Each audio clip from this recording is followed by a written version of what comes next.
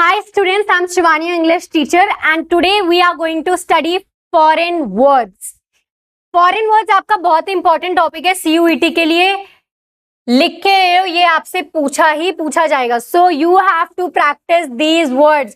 बहुत important topic है, star mark कर लो. Okay. फॉरेन वर्ड्स में बच्चों देखो आपसे क्या बोला चाहता है. आपके जर्मन, इटालियन, स्पेनिश फ्रेजेस हो गए, वो आपसे पूछेंगे. ठीक है, तो क्या हो गया ना, अब आपने नॉवल पढ़ी होगी, पोम्स पढ़ी होंगी, वहां पे क्या होता है इंग्लिश में अब आपके ये फॉरेन वर्ड्स यूज किए जाते हैं, फ्रेजेस का यूज होता है. तो यू शुड नो कि इनका मतलब क्या है. Let's begin with the first word. It is dolce far niente. Italian phrase है, इसका मीनिंग बहुत ही प्यारा है.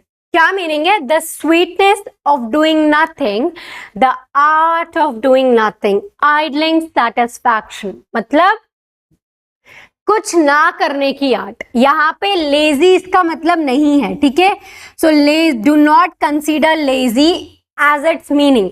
लेजी की यहाँ पे बात नहीं हो रही है. बहुत ही प्यारा फ्रेंच वर्ड है, इसका मतलब है अकेले, सुकून, शांति. कभी कभी होता है ना, इंसान खाली बैठा, उसको बस मन करता है सोचूं, थॉट प्रोसेसिंग, चीजों के बारे में सोचूं, खुद को बैठ के चार्ज अप करूं, मतलब अकेले बैठ के शांति से कभी कभी मन करता है. तो वो भी एक आर्ट है.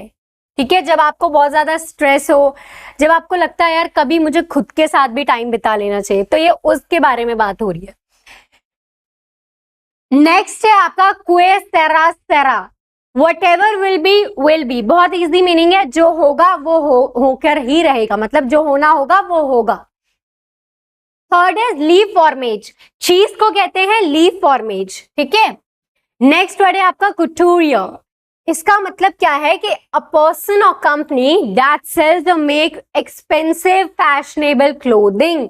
मतलब वो कंपनी जो एक्सपेंसिव कपड़ों को बनाती है या बेचती है या डिजाइन करती है. ठीक है, तो बहुत सारे बड़े बड़े ब्रांड्स हैं जिनके बारे में आप जानते हो, जो काफी एक्सपेंसिव भी है और बहुत फेमस भी है. नेक्स्ट इज डी डाई इन डीम. क्या है? An action occurring from day to day daily task.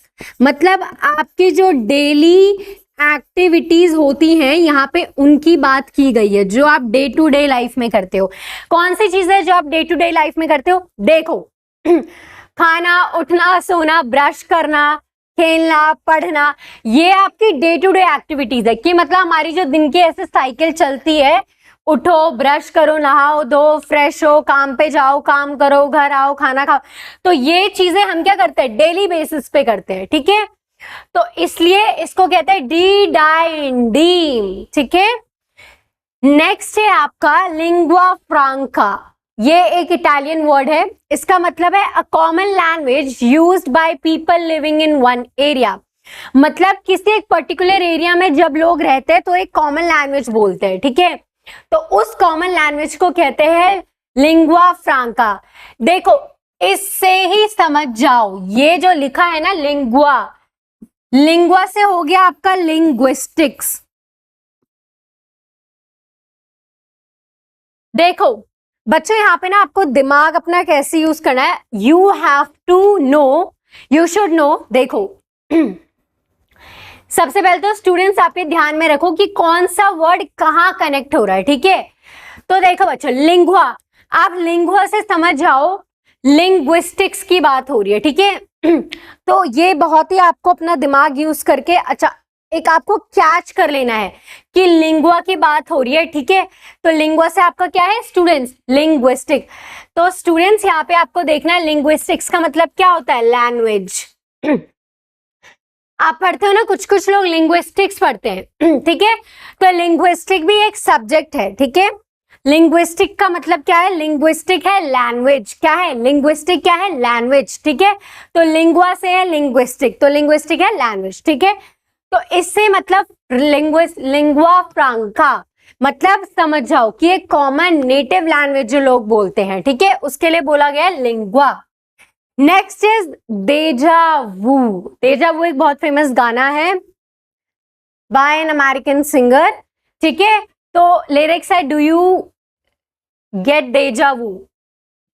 देखो आपका इसका मतलब क्या है? बहुत ही प्यारा वर्ड है. ठीक है, फ्रेंच वर्ड है. The weird feeling of having already experience the ongoing. देखो कभी कभी क्या होता है ना, आपकी लाइफ में कुछ चीजें चल रही होती है और आपको अचानक लगता है यार ये चीज पहले हो चुकी है, तो वो चीज आपको जब हिट कर जाती है उसको कहते हैं देजा वू।